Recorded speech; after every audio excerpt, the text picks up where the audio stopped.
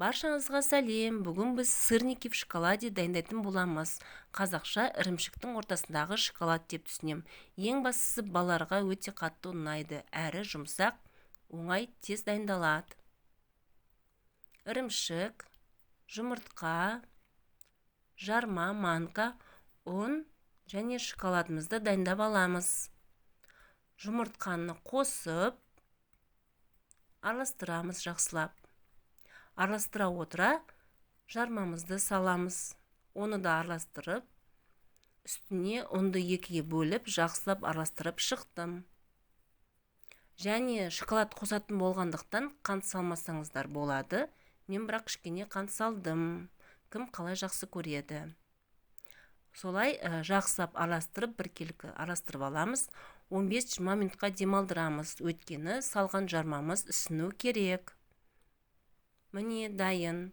Тарелкаға ұн салып, қолымызға жағамыз. Ірімшікті алып, қолға салып, ортасынан жай-жай басып, жан-жағына жаямыз. Ортасына шоколад салып, домалақтап жауып шығамыз тегістеп. Ұнға аунатып аламыз.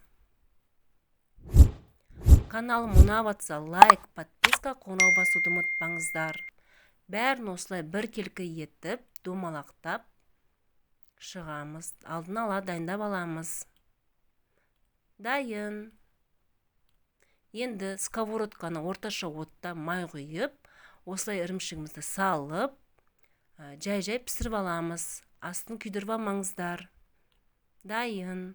Бетін қант ұнтағымен әсемдедім. Ортасын кесіп көрсетем қазір. Өте жұмсақ боп шықты. Шоколадымыз ерген.